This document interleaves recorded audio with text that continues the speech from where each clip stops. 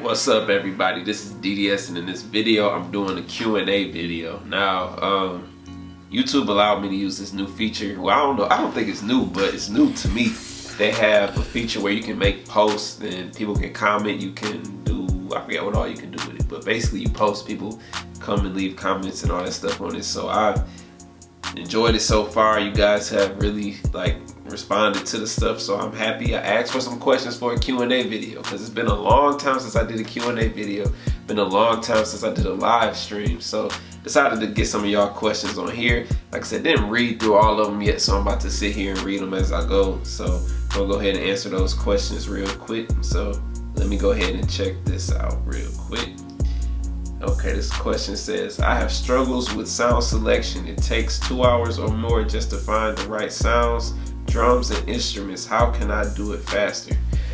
Well, I mean, what I would do, because that's a long time to spend trying to pick out drums and stuff, I'll really only take a few seconds and stuff to pick that stuff out, unless I'm going through a VST, like listening to different sounds and stuff. But outside of that, depends on what you're using. If you have a machine and you updated your machine and everything, you should be able to go through the browser and hear the functions, hear the sounds before you load the VST.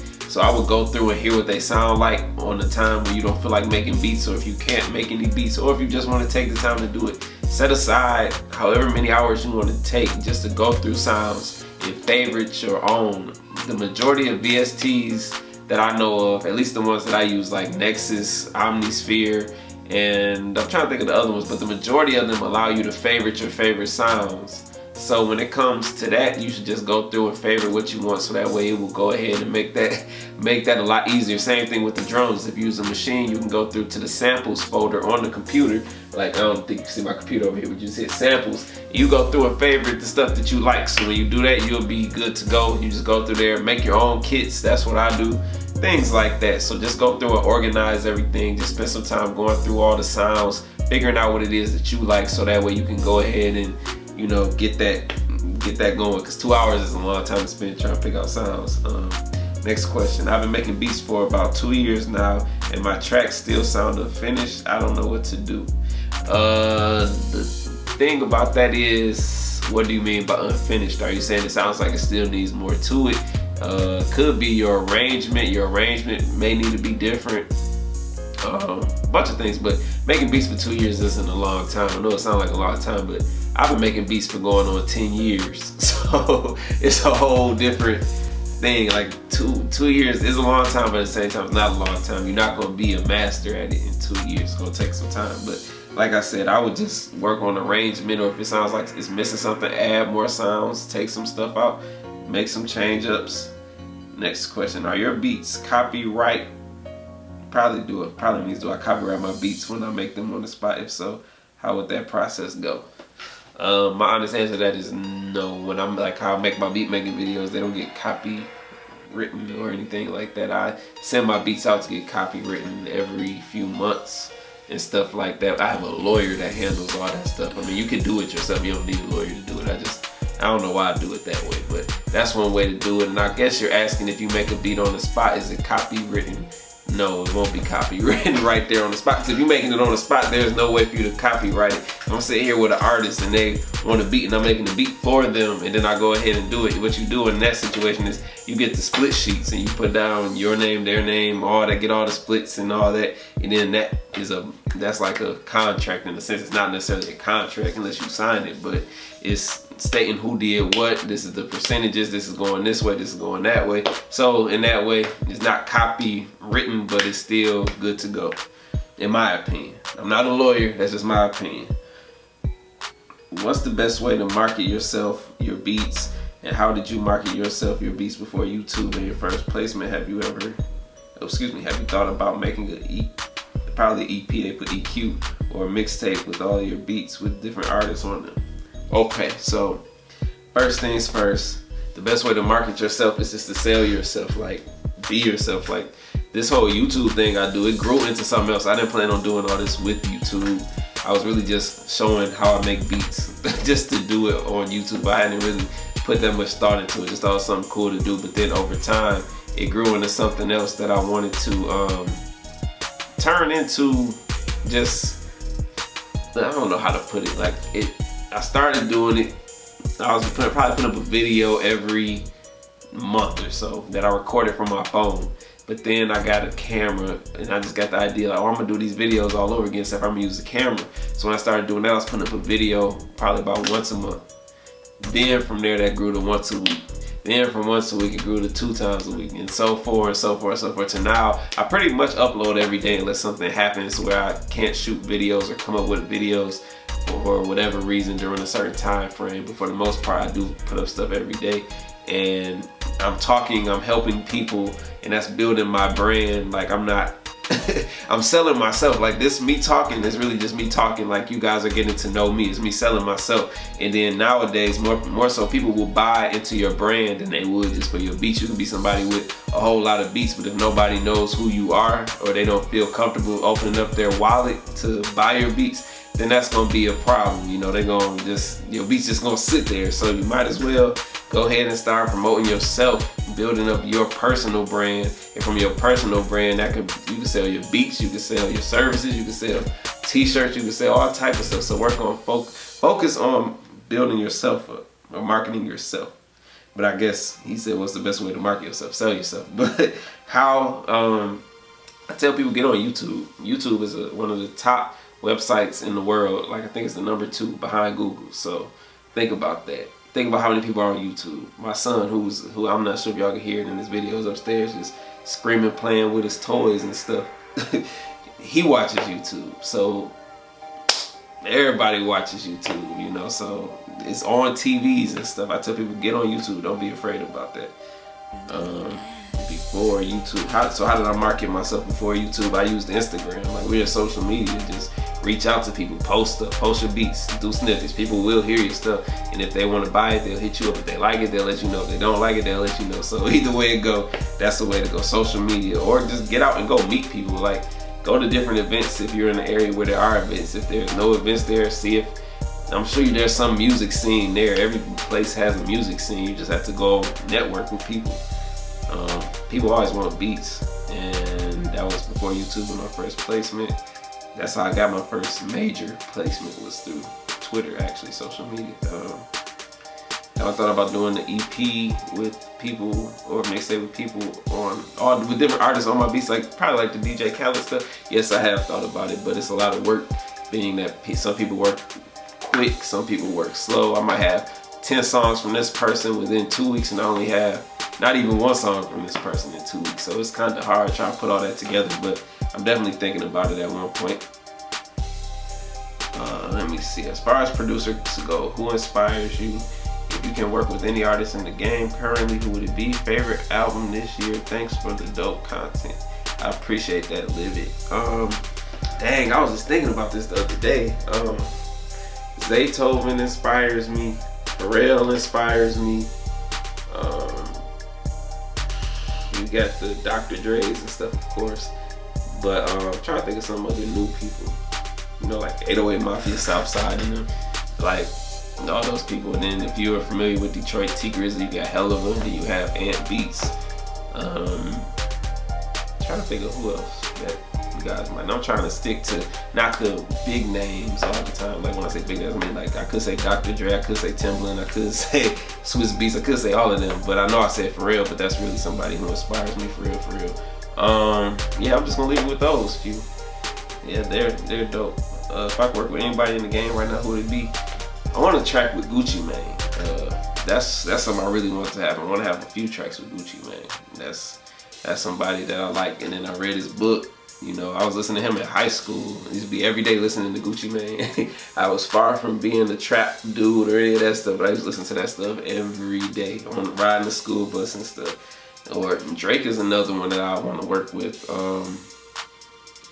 I forgot the woman's name, but I sampled her, and I sampled her like 4 or 5 times, and she's dope, and I want to work with her. I cannot remember her name right now, but she's dope. My favorite album of this year. Dang, I can't even remember. I'm not gonna lie, right now I've been listening to that Gucci Mane, Mr. Davis album. That album is dope to me. I don't know what my favorite album is outside of that though, of this year. I can't even remember what came out this year, because it's always something new coming out like that. I had to listen to this and turn around that. Like I like the 21 Savage album. I'm trying to think of who else had an album that came out that I thought was dope. But I'm just gonna leave it at that. Do you think Maschine is a good DAW to use? I've been using Maschine for a couple months now and love it, but I don't see a lot of producers that use Maschine. Everyone's on Logic, FL, etc. Also, why don't you like mixing with Maschine? Okay, so I love Maschine. That's all I use. See right there, I got Maschine up behind me. That's all I use. The reason why I think, actually there's a lot of people that use Maschine now that I think about it. I mean, FL is popular because a lot of the most popular producers right now are using it. Like you have your Metros, everybody in 808 Mafia, I believe, uses FL. And FL is just on top, but there was a point in time where nobody really wanted to talk about using FL. Like when I was using FL, people used to make jokes like, oh, you use FL Studio, or Fruity Loops. And it just used to be the joke, but now it's a serious thing. There's people out there that use Reason. There's people out there that use Ableton.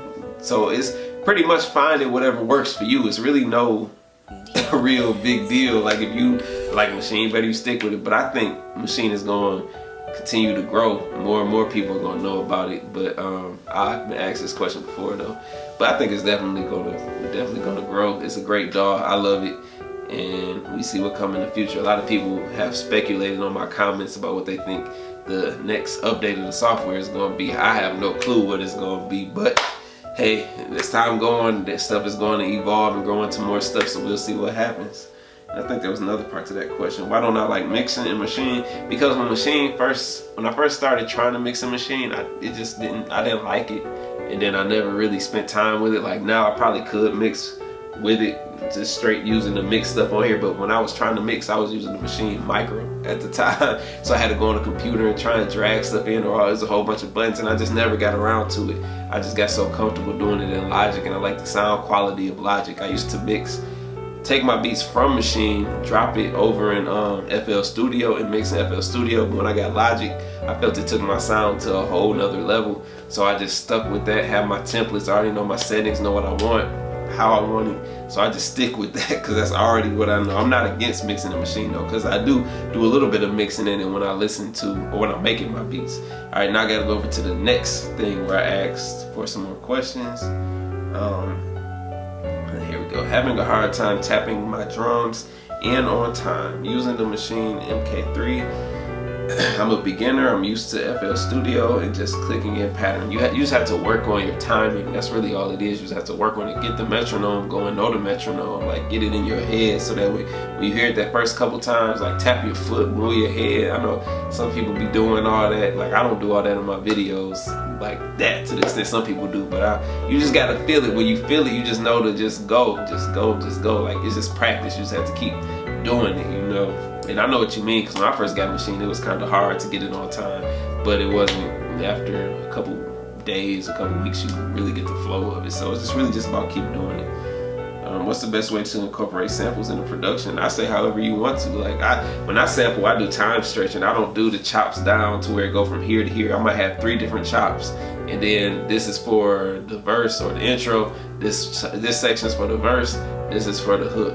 I don't have it going like I know some people that play the samples just like they be going through it, making the whole thing, and that's dope. So it's just all about you. It's all about what you want to do. So there is no best way. If you want to do it, or if you just want to have a little 10-second thing for your intro and then it go into the beat to something else, it's all on you.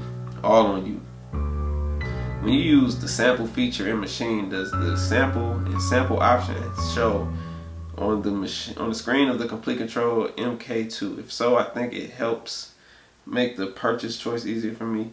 I want the Complete Control, but I love the fact that the Maschine shows the sample as I'm editing it on the screen. Haven't seen anyone test this yet. Well, I haven't seen it, so I'll test it for you because I am not sure, so I would hate to say yes or no. And I'm sitting right here in my studio, so I could pull something up. Let me just drop something over here real quick. I don't know what these sounds are. Okay, so that's something I use. Let me see, I had it turned off.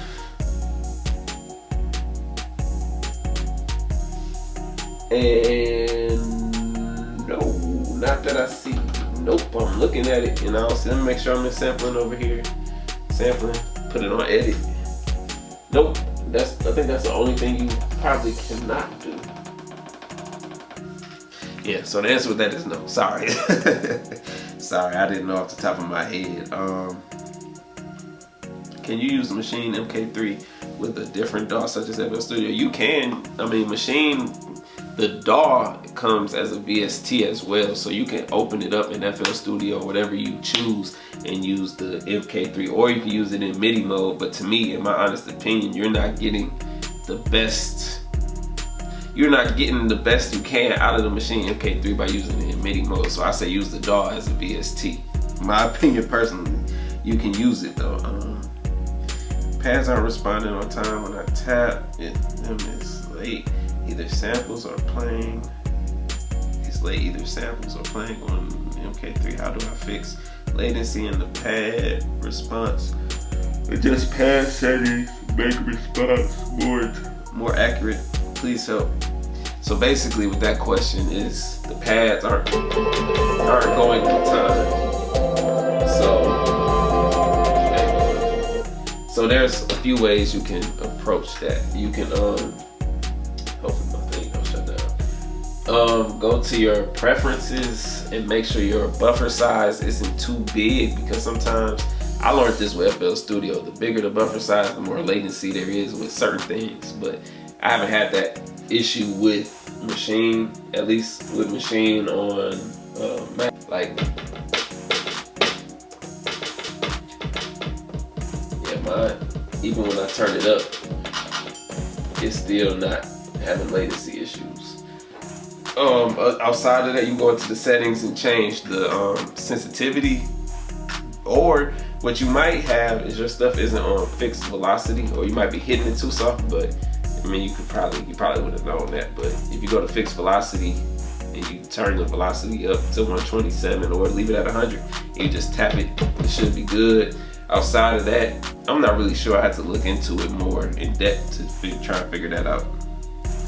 Information about the Maschine software, like how many tracks are available. Is it wise to mix in it or go with a DAW like Logic or Pro Tools? And why do you use this hardware/software? I use it because I like it. Simple. Like, I came from FL Studio. I use Reason. I think that's all of them that I use. I want to say it was something else too, but I can't remember what it was. But this was my favorite. I was using FL Studio. I probably used FL Studio for about 5 years. 5-6 years I used FL Studio and Reason. I only used Reason for like a year or so. I didn't really like it, especially when you couldn't put in VSTs. And I started collecting VSTs at that point, so I was like, I can't mess with Reason. But I switched over to Maschine just because I saw somebody using it in a video, and I was like, oh, I saw that at Guitar Center, let me go check it out. So I went to go check it out, and I saw they had the micro. No, I take that back. Let me tell y'all the whole story. I saw that there was a micro for it when I was doing my research. I played with one at Guitar Center before, but then I went back home, and then I was just doing my research. Oh, there's a micro. Oh, they have it at Guitar Center. I posted a picture of it on my Instagram, and somebody, a guy named Megaton from the Bahamas, he saw it and he was telling me, man, get the Maschine, get the Maschine, get the Maschine. And I was like, man, I don't know if I want to do it. I don't know if I want to do it. I don't know if I want to do it. And he was like, man, just get it, man, just get it. I'm telling you. So I went and I bought it, and I fell in love with it. Now, it took me a while to fall in love with it. It took me probably about 2 weeks, because when I first got it, I didn't like it. I was having a hard time. And then on top of that, I was using the Windows computer. So what happened was, I don't even remember the timeline, but eventually I ended up upgrading to a Mac Mini. And as soon as I did that, I had no problems with Maschine no more. It was just flawless. And I was just working. And it just, once I learned it, I fell in love with the pads. Like, touching the hardware makes a difference. Like, I couldn't go back to FL and put stuff in. I tried it, and it just doesn't feel the same as playing it on here or just any of it. And the software is just cool to me. Like, I enjoy it. It's straight to the point. It's easy. Not too many menus. You just go boop, boop, boop, boop, boop. You ready to go. Nah, you ain't got to think about too much. Let me see. How do you do leases, contracts, websites, copyrights? Love to see a true, honest, detailed video from someone that's really in the game. not just a YouTuber trying to get views and likes with vids that don't help at all. That situation, well, for one, I'm not a lawyer.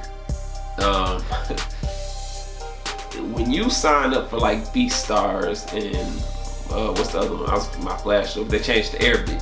When you sign up to them, they come with a standard contract. You can go in there and tweak whatever you want to in there, so that way when people buy your beats, that email goes to them with the contract. It has your name, their name, I believe, the date, and whatever things that you put in there. So, I mean, it's really, for me, it's not too much to explain. It just depends on how you want to deal with yourself. Some people put limits. You can only do this, you can only do that, you can only do this, you can only do that. Me, I'm more so, it's your beat or it's everybody's beat. And because in my experience, when you give someone the beat and it blows up, the record label comes to look for who made that beat, because they have to pay you and get your permission to do what they need to do. So I'm not the person to really answer that question. Now, I've seen different YouTubers do videos on it. I don't necessarily think that they're looking for views off of it. I think that it's just one of those topics that's kind of hard to give a straight answer to, because nobody really knows not nobody knows, but everybody's experience is gonna be different. There is no one way to do it. It's this way, this way, this way, this way, this way, this way, this way. Like in my contract, I make sure it says that all samples are to be cleared by the artist or whoever's putting the track out. Somebody might not put that in their contract, but they still might mean that, but they just don't put it in there. So there's so many different ways to do it. So let me see. Hopefully I answered that well enough for you. Like I said, I'm not a lawyer or anything, but the thing about copyrights is, man, from what I'm told by the higher up people, a lot of them don't do copyrights. They just do what they do, and then somebody steal it, you go with that, you handle that. Now, I mean, if it's something major, yes, you copyright it. But I mean, as far as beats go, if it came down to it and somebody stole one of your beats and they made millions of dollars off of it, and you got the files and you got the emails that you sent them the beat and all this other stuff, then you can take that to court and they'll have the information from the computer in there to say that you made this beat this day, or you sent it on this day, this is what happened. Now, once again, I'm not a lawyer, so this could be wrong, but that's just what I've been told. You know, you can always prove that stuff. But yeah, like, and then like I gave in the example I gave earlier, if you're in the studio with somebody and they want the beat and you making the beat, you're not gonna sit there and say, I gotta copyright this before you go jump on this. You in the studio with Jay-Z and you just like, no, you can't spit on this shit. I need to go make sure this is copyrighted by copyright.gov, and then it's gonna take 30 days for it to clear in a system, and then you could do it. Like, you're not gonna do that. You're just gonna get the work in, sign the split sheet, keep it moving. Let me see. Hopefully that was helpful. Do you plan on learning more about synthesis to use in your beats?